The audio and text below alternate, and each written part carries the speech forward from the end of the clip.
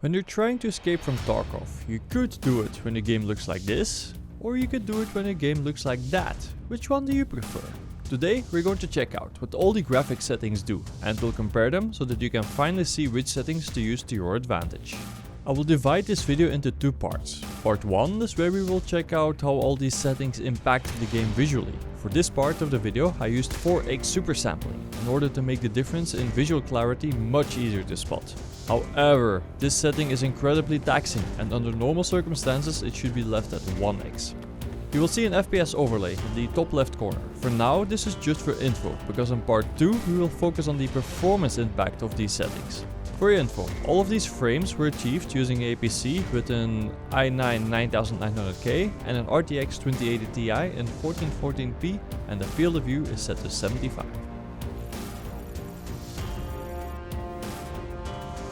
The texture quality impacts the look and feel of the game. The higher the setting, the better the graphics. The high plus texture streaming and the high setting are nearly indistinguishable from each other. But there is a catch. It all depends on your graphics card, because texture streaming is meant to help out when you have a less powerful GPU. If you're using an RTX 2080 Ti, then you won't notice the difference. It is only when you go from high to medium that the differences become apparent. If you look closely at the player's gloves, you will notice that the lines are clearer and more detailed when on high. The biggest difference happens when you go from medium to low. The lines on the glove are now almost non-existent and everything feels very murky. Shadow quality, as you could have guessed, changes the details of the shadows. What you're looking at right now is what it looks like when this setting is maxed out, so this is Ultra. Now, here's what it looks like when you switch over to the lowest setting. If you focus your attention on the shadow of the trees on the left, you can easily tell that on Ultra the shadows are a lot more defined. You can even make out the individual leaves of the tree. On low, however, the shadows are blurrier and feel out of focus. Lowering the setting from ultra to high does not show much of a difference in visual quality, as the shadows remain well defined. Going from high to medium though makes a significant difference, as the drop in clarity easily becomes evident. Medium to low also doesn't have much of an impact. Let's move over to object LOD quality. LOD is short for level of detail and basically means the higher the setting, the more detailed the objects around you will look. With this setting maxed out at 4, the game looks like this.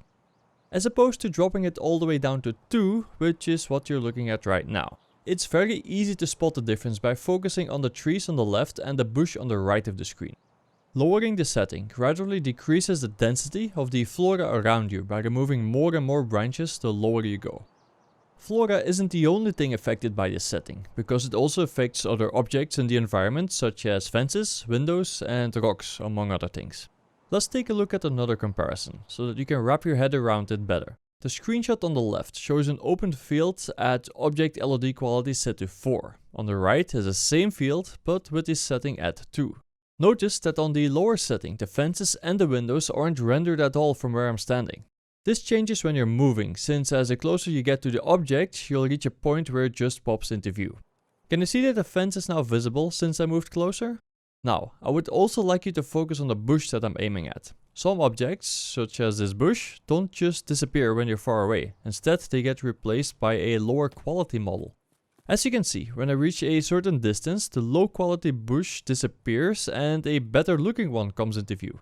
This could be a very big drawback in the game, because there could be an enemy hiding behind this lower quality bush and you wouldn't be able to spot them until you get close enough. The overall visibility slider is meant to affect the rendering of non-player models and objects. The higher the number, the further away the game should render these things. To be honest, there isn't really a noticeable difference. I currently have the setting maxed out at 3000. But let's see what it looks like when I drop it all the way to the minimum. As you can see, the trees, mountains and buildings all the way in the distance are still clearly visible. And the footage on the left and the right are pretty much identical. Shadow visibility refers to how far away the game renders shadows. The higher the number, the further away you'll be able to see these shadows. Right now you're looking at the maximum setting of 200. The shadows are rendered pretty much as far as the eye can see. When you set this to 40, which is the lowest setting, then almost all the shadows on the crossroad and further beyond that will be completely gone. This is great actually, because the highest setting may not always be the best. Sure, it looks more realistic, but shadows may also conceal enemies, making it more difficult to spot them. Anti-aliasing is the smoothing of jagged outlines of textures to make the object look better. The highest setting in Escape from Tarkov is TAA High. Now, let's turn anti-aliasing off just for comparison. It's easy to notice how much the objects stand out now, as if they are highlighted by their outlines and they no longer blend in with their environment. When comparing TAA High to TAA, it's quite difficult to tell the difference in visual quality.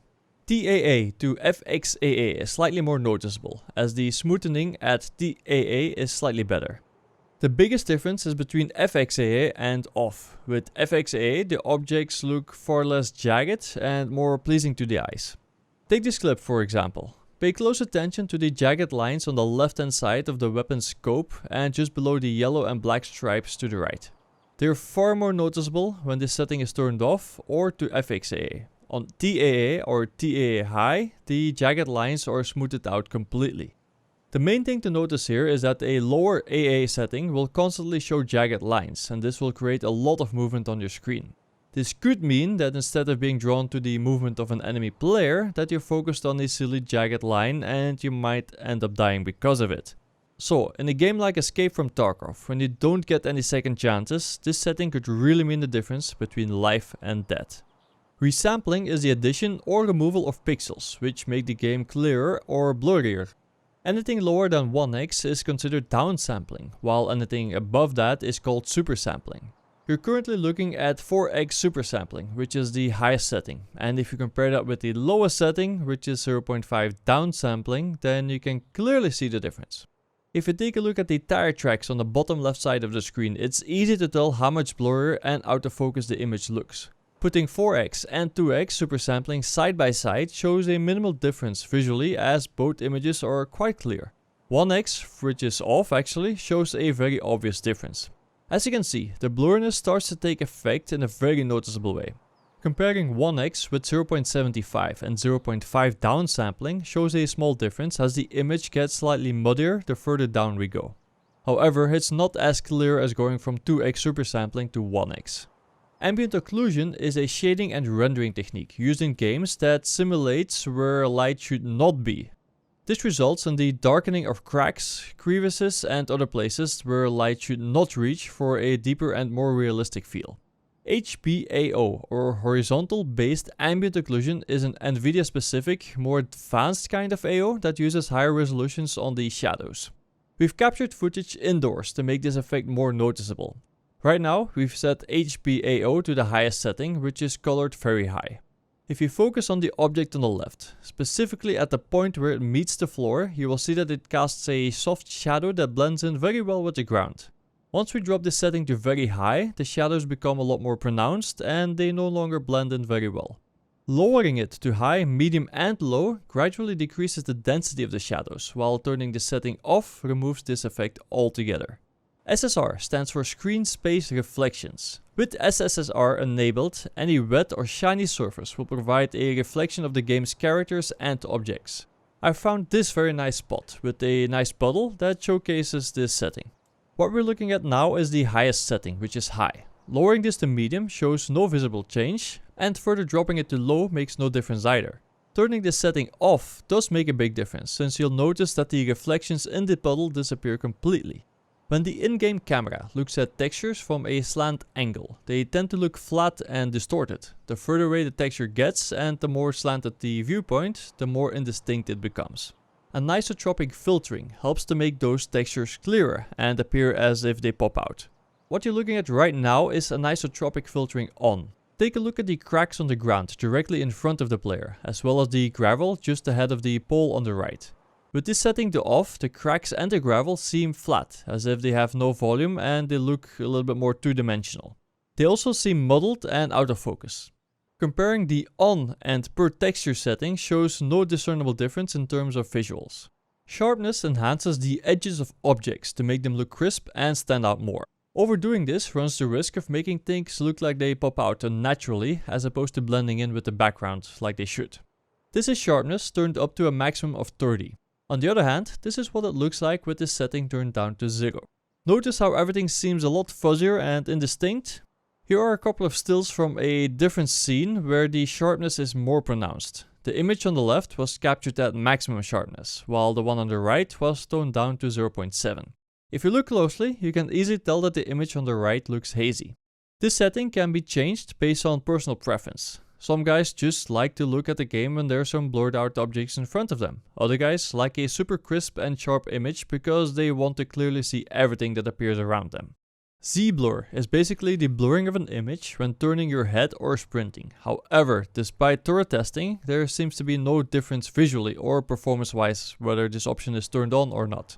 It is likely a graphical option that is not yet fully functional. Chromatic aberration is a camera effect usually found in old or worn out cameras that causes a red, green or blue distortion around objects, which usually causes it to look out of focus. Its existence in video games is likely to give the game a more cinematic feel, but most gamers don't really enjoy it. I've turned the setting on, but keep your eyes on the patch of grass to the left, and once we turn the chromatic aberration off, the grass instantly looks a lot sharper. The noise setting is more commonly known as film grain. This is a graphical effect that's meant to mirror the graininess found in old film cameras to make the game seem more movie-like. Let's zoom in on the building in the distance. This is what it looks like with the noise setting activated. If you really focus on it, you will notice tiny, powdery grains like an outdated camera. When we turn the setting off, then the building looks a lot clearer. What the grass shadows setting does, as the name implies, is add shadows to the grass, making it look more lifelike. In case you haven't realized yet, the grass in the video isn't casting a shadow, because we have grass shadows turned off. Once we turn it on, it's easy to spot the shadows coming into view. These were all the visual changes that you can make to escape from Tarkov. Now let's finally take a look at the performance impact of each setting. From now on, everything that you see has been recorded with resampling set to 1x, which is basically the setting turned off.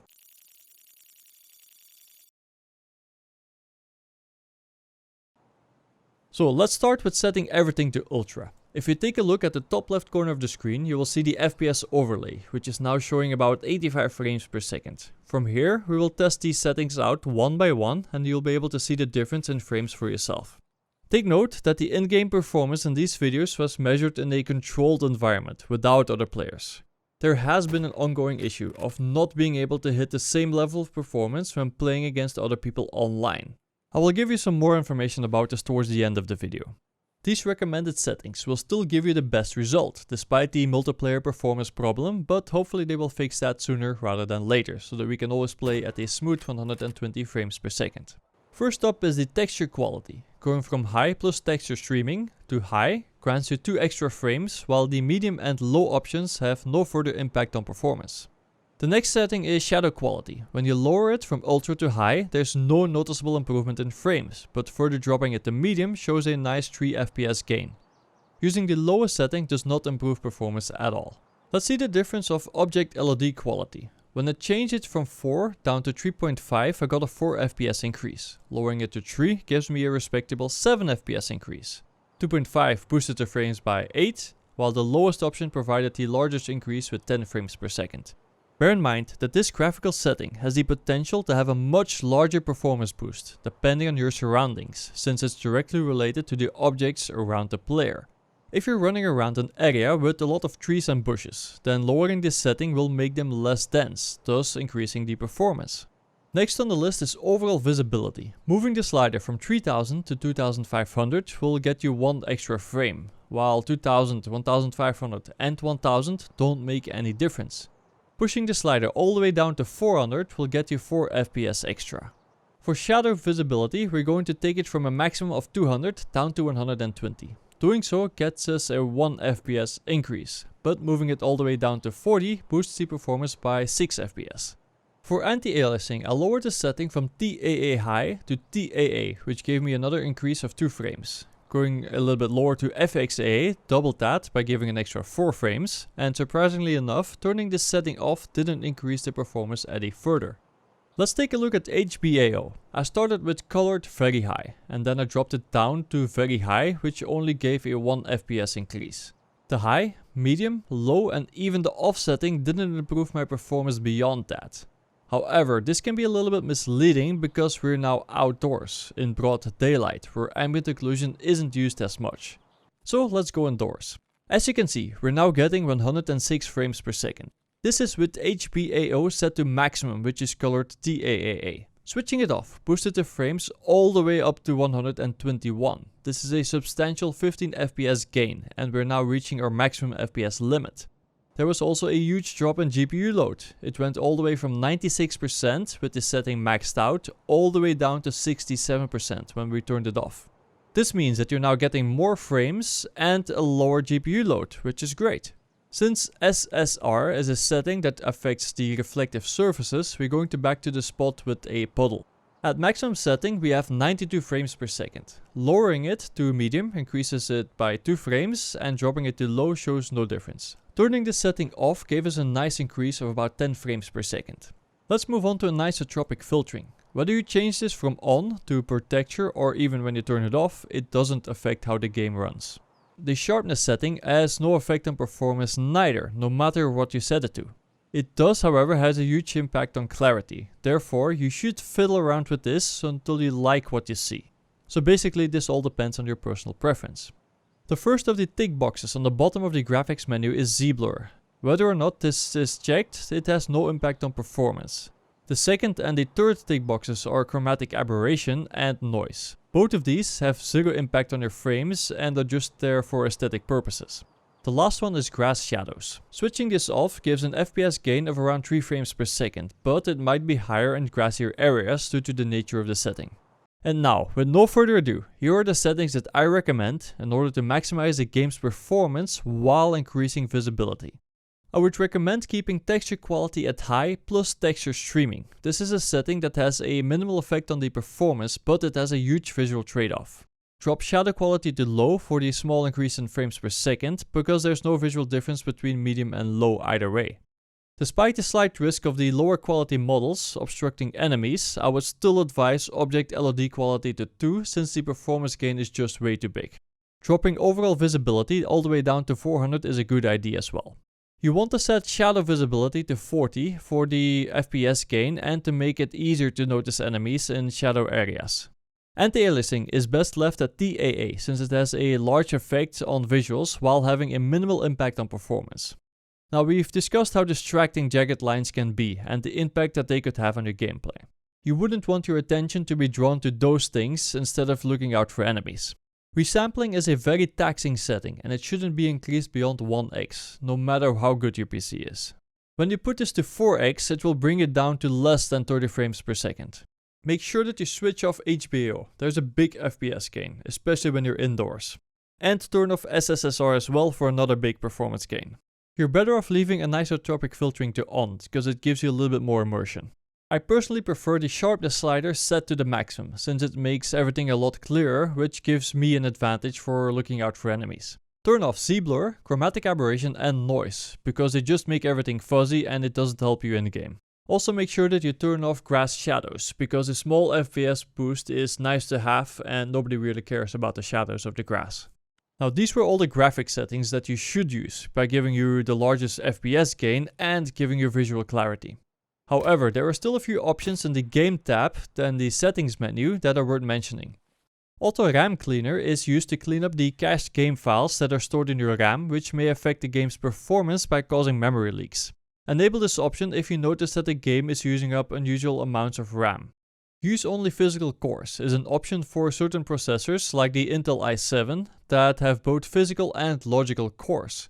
Some games place a portion of the workload on the logical cores, which could be a hindrance since logical cores aren't as effective. Enabling this option will force your game to use your physical cores only. Let's talk about the multiplayer performance hiccups that I mentioned earlier. Since the game is still in beta, there are still a lot of issues that have to be resolved. One of the major concerns for a lot of players, and myself included, is the stutter or drop in frame rate, which primarily occurs when you meet other players in the game. This is most likely caused by two things. One, every single detail of the enemy player is rendered for every other player on the map. That's every weapon loadout, every piece of body armor, everything. This process may not have been streamlined yet and it might be causing the performance issues. Number 2, the game engine. Unity is not exactly the world's greatest and optimized game engine, and I'm sure it's giving the developers a lot of headaches, and I think it's causing our frames to drop. So for now, you will not be able to achieve these frames in an online game, but these settings will give you the best result, despite of the multiplayer performance issues, and hopefully they will fix those soon enough so that we can play with 120 frames per second. This was Fog of Gaming. Make sure to hit like and subscribe if you learned something new, and I will see you in Tarkov.